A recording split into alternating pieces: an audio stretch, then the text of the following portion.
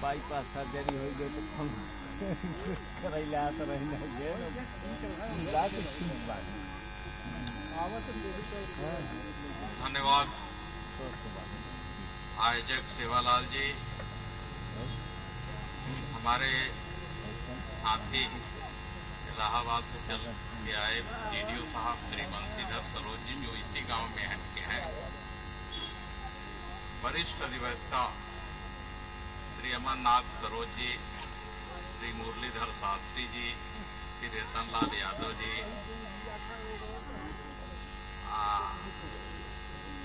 आप सभी लोग जितने लोग हैं सबको मेरा संबोधन है। बहुत तेज बोलने की जरूरत नहीं है, यहाँ तो जितने वक्ता हैं उतने ही श्रोता हैं। मैं अपनी बात संक्षेप में रखूंगा। ब्रीविटी इज द सोल ऑफ विट। संक्षिप्तता विद्वता की आत्मा होती है। मैं इसी अपना परिचय थोड़ा सा दे दूं। आपके बगल में भदोही में एक गांव है हरियाव, मैं वहीं का रहने वाला हूं। अब इलाहाबाद में मकान बना हुआ है, वहां भी रहता हूं, आता जाता हूं।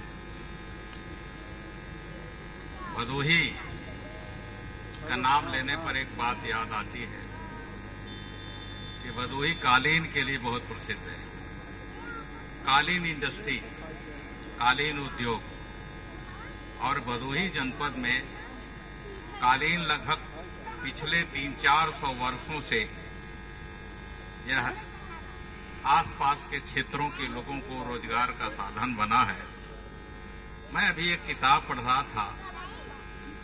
उस समय उत्तर प्रदेश के अंग्रेजों के जमाने में 1831 की बात लिखी गई है कि उस समय के गवर्नर की बहन बनारस से इलाहाबाद जा रही थी नाव से। उसने लिखा है कि जब मैं मिर्जापुर पहुंचे हम लोग नाव से, तो भोर में कालीन बुनने की आवाज आ रही थी भोर में। ये 1831 की बात मैं कर रहा हूं। लेकिन कालीन उद्योग ने बहुत से बच्चों को शिक्षा से विमुख कर दिया। रोजगार तो दिया, लेकिन इसी लालच में बच्चे भदोही के वो कालीन बुनने में लगे और कभी स्कूल नहीं गए। जो स्कूल गए बंशीधर जैसे भाई लोग, वो ऊंचे पायदान पर पहुंचे। मैं जब पढ़ता था, एक चीज बताऊं, शायद बंशीधर भाई बुरा नहीं मानेंगे, इलाहाबाद विश्वविद्यालय में ये गए पढ़ने, यहाँ इलाहाबाद गए पढ़ने तैयारी करने के लिए। इन्होंने बताया कि एक छोटा सा काठ, जिसको अंग्रेजी में लूम कहते हैं, वो चढ़ाए थे और कालीन बुनते थे। 15 दिन यहाँ रहते थे और 250 रुपया इकट्ठा हो जाता तो फिर वहां चले जाते थे इलाहाबाद पढ़ने। तो हम परिस्थितियों का रोना न रोए कि हम गरीब हैं, हम कैसे पढ़ाएं बच्चों को। आज का जमाना बदल गया है। बाबा साहब जब पढ़ने गए थे तो उस समय एक भयंकर विरोध होता था कि ये बच्चा कैसे पढ़ने चलाया, इसको तो खेत में मजदूरी करना चाहिए था। हम जब नेशनल इंटर कॉलेज भदोही में पढ़ते थे तो हमारे गांव का एक मुसहर लड़का हाई स्कूल में हम लोगों के साथ पढ़ता था। समाज की सोच ऐसी है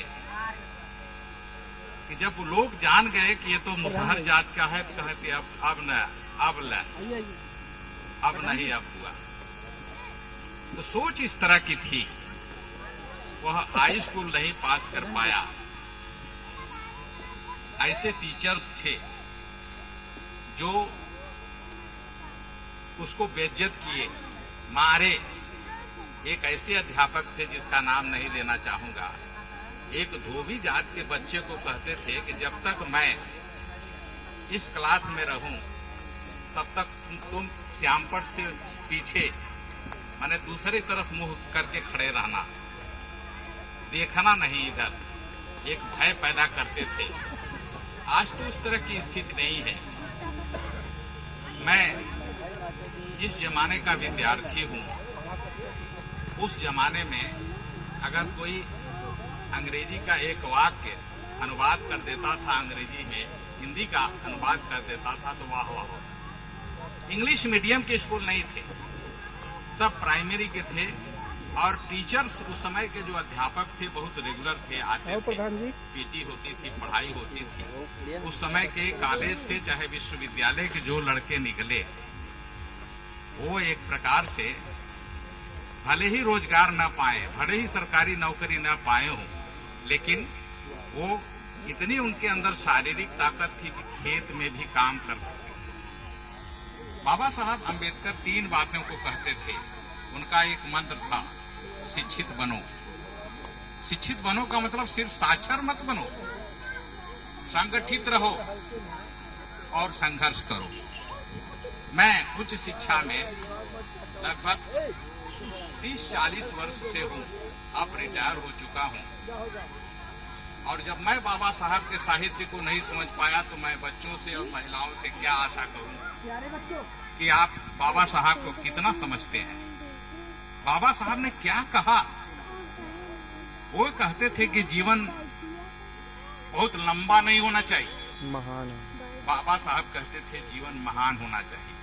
14 अप्रैल 1891 को जब जन्म लिए और 1956 ईस्वी में बाबा साहब इस दुनिया को छोड़ करके चले गए और इस दौरान बाबा साहब 18 घंटे पढ़ते थे, 18 घंटे मेहनत करते थे।